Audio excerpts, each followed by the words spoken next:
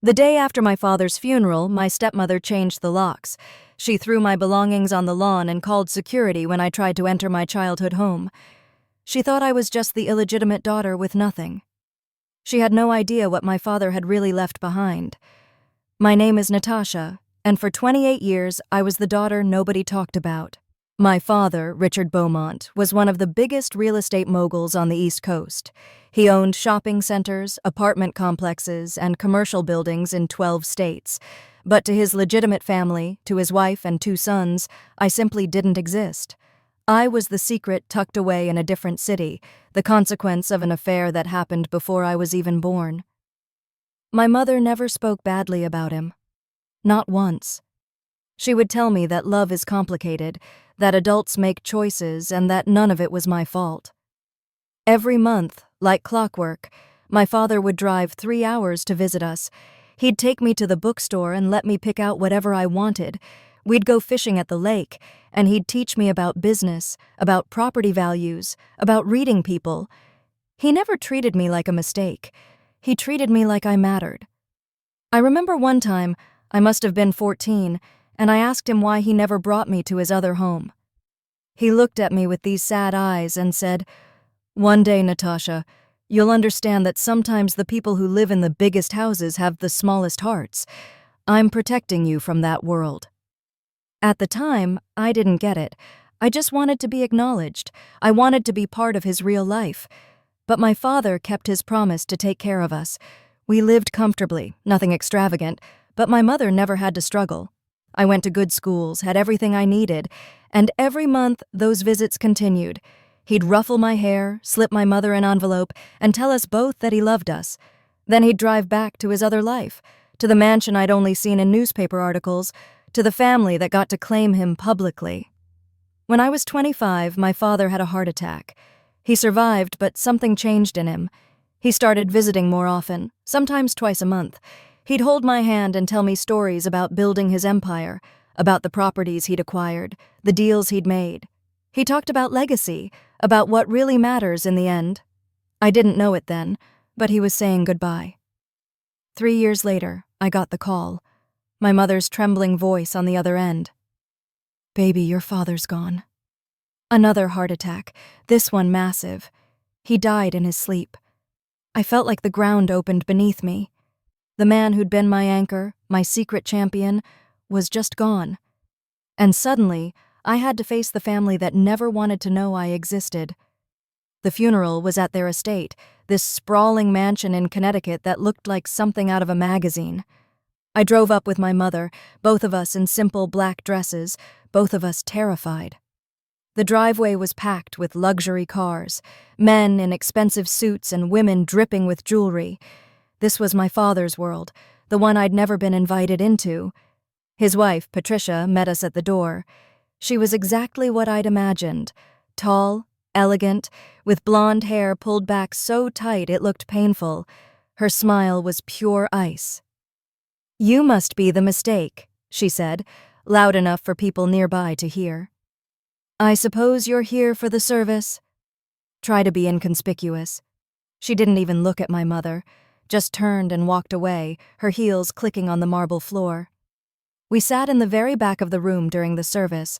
Patricia and her 2 sons, Preston and Garrett, sat in the front row, accepting condolences like royalty. People kept talking about what a devoted family man Richard was, how much he loved his wife and boys. Each word felt like a knife. My mother squeezed my hand, and I knew she was hurting too.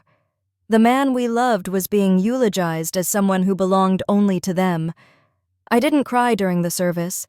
I couldn't. I felt numb, like I was watching everything from somewhere far away.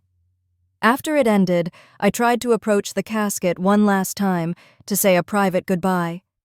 Patricia stepped in front of me. "I think you've paid your respects," she said coldly. "This is a time for family." Behind her, Preston and Garrett stared at me like I was something dirty they'd found on their shoe. I left without arguing. What was the point? My father was gone, and these people had made it clear I was nothing to them. My mother and I drove home in silence, both of us grieving not just for the man we lost, but for the acknowledgement we'd never receive. The next day, I went back to the mansion alone. My father had given me a letter years ago, sealed, with instructions to collect it from his study after he was gone. He'd told me where he kept it, in the third drawer of his mahogany desk. I thought maybe Patricia would at least let me have that. One final piece of my father. I was wrong. When I arrived, the locks were changed. I rang the doorbell, and a security guard I'd never seen answered. "Can I help you?" he asked, blocking the entrance. Before I could explain, Patricia appeared behind him, her face twisted with contempt. "Oh, you've got nerve showing up here," she hissed. "Let me make this very clear. You have no claim to anything in this house. You were a charity case my husband maintained, and that charity ends today." I tried to stay calm. "I just need to get something from his study, a personal letter he left for me." She laughed, actually laughed. "There's nothing here for you. In fact, I've already disposed of anything related to you and your mother. Photographs, letters, all of it. Burned. You don't exist in this family's history." Then I noticed my things on the lawn. A box of photographs my father had kept, some of my childhood drawings he'd saved, even a sweater I'd left on one of his visits. All of it just dumped on the grass like garbage. "You're not welcome here," Patricia said. "If you come back, I'll have you arrested for trespassing. Now get off my property." The security guard actually escorted me to my car. Neighbors were watching from their yards. I'd never felt so small, so completely erased. I gathered what I could from the lawn, some of the photos were torn, and I drove away with tears finally streaming down my face. This woman had taken my last connection to my father and destroyed it out of pure spite. For 3 days I couldn't eat. I couldn't sleep. My mother tried to comfort me, but she was grieving too. We'd lost Richard, and then we'd lost even his memory. I kept thinking about how he'd protected me from that world, and now I understood why. These people weren't just cold. They were cruel. On the 4th day, my phone rang. Unknown number. I almost didn't answer. "Is this Natasha Beaumont?"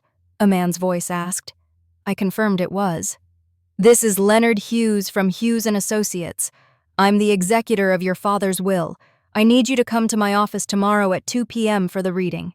It's mandatory." I was confused. "Are you sure you have the right person?" His wife made it clear I'm not part of the family. There was a pause. "Ms. Beaumont, I have explicit instructions from your father. You are required to be present. The address is downtown. I'll see you tomorrow." He hung up before I could ask anything else. That night, I barely slept. What could my father have left me? Maybe a small amount of money, enough to be insulting but enough for Patricia to resent. Maybe just a final letter. I didn't dare hope for more. My mother insisted on coming with me, and I was grateful. I needed her strength. The law office was in one of those old buildings downtown, all dark wood and leather chairs. The receptionist led us to a conference room where Patricia was already seated, flanked by Preston and Garrett. She looked at me like I was a fly that had landed in her soup. "This is absurd," she muttered to her sons, "making us wait for her." Mr. Hughes entered, carrying a thick folder. He was older, maybe 70, with kind eyes and a no-nonsense demeanor. "Thank you all for coming," he said, taking his seat at the head of the table. "We're here to execute the last will and testament of Richard Beaumont. Before I begin, I want to make clear that everything I'm about to read is legally binding and was created with full mental capacity and proper witnesses." Patricia waved her hand dismissively. Yes, can we just get on with it?" Mr. Hughes looked at her over his glasses. "Mrs. Beaumont, I'd ask for patience. This is more complex than you might expect." He opened the folder and began to read. The first part was standard, charitable donations to various organizations. Then came Patricia's portion. "To my wife, Patricia Beaumont, I leave the Connecticut estate and all its contents, along with a sum of $2 million. Patricia smiled, satisfied. That seemed like a lot to me. "To my sons, Preston and Garrett Beaumont, I leave trust funds of $500,000 each to be managed by the executor until they reach age 35. The brothers exchanged glances. They were both in their early 30s, Not quite what they expected, I guessed, but still substantial. Then Mr. Hughes pulled out another document, much thicker. "Now we come to the secondary holdings," he said. Patricia frowned. "Secondary holdings? What are you talking about?" Mr. Hughes looked directly at me. "Ms. Natasha Beaumont, please listen carefully." My heart started pounding. Mr. Hughes continued, "To my daughter, Natasha Beaumont, I leave the entirety of my international holdings, established and maintained separately from my domestic estate. This includes a portfolio of luxury hotel properties across Europe and Asia, valued at approximately $8 billion.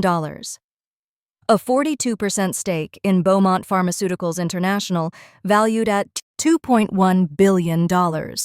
Real estate holdings in London, Paris, Singapore, and Dubai, valued at $1.8 billion. A private island in the Caribbean, valued at $100 million, and an art collection housed in Geneva, valued at $300 million. The total estimated value of these holdings is $12.4 billion. The room went completely silent. I couldn't breathe. My mother's hand gripped mine so tight it hurt.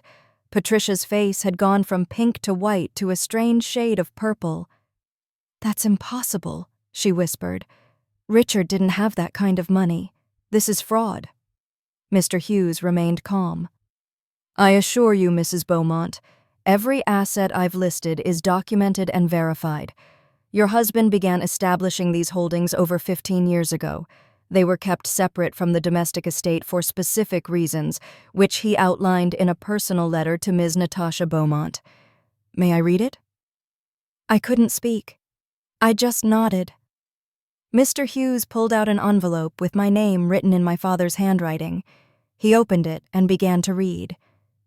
"My dearest Natasha, if you're hearing this, I'm gone, and I hope I've left you prepared for what comes next. The money I'm leaving you isn't just money, it's freedom. It's proof that you mattered to me more than anyone will ever know." Tears were already streaming down my face. Mr. Hughes continued reading my father's words. "I married Patricia 30 years ago, and within a year I knew the truth. She didn't love me. She loved what I could provide. She loved the status, the mansion, the lifestyle. When Preston and Garrett were born, I hoped things would change, but they became extensions of her, entitled, cold, measuring every relationship by what they could gain from it." Patricia stood up. "I don't have to listen to this slander." Mr. Hughes didn't even look at her. "Sit down, Mrs. Beaumont. This is a legal proceeding." Something in his tone made her comply, but her hands were shaking with rage. "Then I met your mother," Mr. Hughes read. "She never asked me for anything. She loved me for who I was, not what I had. And when you were born, Natasha, I saw something I'd never seen in my legitimate sons. I saw kindness. I saw curiosity. I saw someone who treated the janitor at your school with the same respect as the principal. I watched you grow into someone good, and I knew you were my real legacy." I was openly sobbing now. My mother had tears running down her face. Across the table, Preston looked shell-shocked. Garrett was staring at his hands. But Patricia looked like she wanted to murder someone. Mr. Hughes kept reading. "So I built something separate, something they could never touch. Every major international deal I made over the past 15 years, I kept it away from the domestic estate. I let Patricia think the Connecticut properties and the $2 million was the sum of my wealth. I let her believe she'd inherit an empire. But the real empire, Natasha, that was always meant for you, because you earned it, not through marriage or birth, but by being exactly who you are." The letter concluded with instructions for me to meet with his financial advisors, to learn the businesses, to take my time. He apologized for keeping me separate, for not being able to claim me publicly, but he promised that in the end, the truth would speak louder than any words. When Mr. Hughes finished reading, the silence was deafening. Then Patricia exploded. "This is a forgery! He was manipulated! I'll contest this! I'll tie this up in court for years!" Mr. Hughes pulled out another folder. "You're welcome to try, Mrs. Beaumont, but I have 15 years of documentation. Signatures, witnesses, financial transfers, all properly executed and filed. Additionally, your husband anticipated this reaction, which is why he had himself examined by 3 separate psychiatrists in the months before his death, all confirming his full mental capacity. You will lose. Patricia looked at her sons, desperate for support. Preston just shook his head slowly. Mom, let it go. But she couldn't. She turned to me, her face contorted with hate. You manipulated him. You and your whore mother seduced him, poisoned his mind against his real family. My mother, quiet until now, finally spoke. Her voice was steady and dignified. Patricia, I never asked Richard for anything except to love our daughter. And he did. That's all we ever wanted. The fact that he chose to provide for her this way was his decision, made with a clear mind and an honest heart. Your hatred can't change that. Patricia grabbed her purse and stormed toward the door, but not before turning back one last time. You threw me out of the house, I said quietly, finding my voice. You destroyed my father's letters and photographs. You called me garbage. You did all of that when you thought I had nothing. I stood up, my legs shaking but my voice clear. You showed me exactly who you are, and now you have to live with that. She left, her sons trailing behind her. The door slammed, and it was just me, my mother, and Mr. Hughes. He smiled gently. Your father was very clear about one thing, he said. He didn't want revenge. He wanted justice. He wanted you to have the life you deserved, and he wanted the truth to be known. That's all. Over the next few weeks, the truth came out in ways I never expected. The mansion Patricia thought she owned? It was mortgaged to the hilt. My father had stopped making payments 6 months before he died. She had 90 days to pay it off or sell. The $2 million she inherited barely covered the debts. Her lifestyle, the cars, the country club memberships, all of it had been maintained by my father's money that had now stopped flowing. Preston and Garrett reached out to me separately, both apologizing, both asking if we could have a relationship. I told them I needed time. They'd stood by while their mother humiliated me. Maybe one day, but not now. Patricia never contacted me directly, but I heard through the lawyers that she'd had to sell the mansion, downsize to a condo, and get a job for the first time in 30 years. Her social circle, the same people who'd watched her throw me out, now knew the full story. The whispers followed her everywhere. Me? I took my time. I met with my father's financial team, learned about each business, each property. I moved my mother into a beautiful home by the ocean, something she'd always dreamed of. I traveled to see the hotels, the properties, the island. Each place was a piece of my father's secret life, the empire he'd built while everyone thought they knew him. The pharmaceutical company was doing groundbreaking work in affordable medications for developing countries. That was so like him, to make money while also helping people who had nothing. I decided to expand that mission, to honor not just his business sense, but his hidden heart. I'm not going to lie and say the money didn't change things. It did. But what changed more was understanding that my father saw me, truly saw me, when everyone else looked through me. He didn't leave me billions because I was his daughter. He left me billions because of who I'd become despite everything. That's a kind of love that transcends death.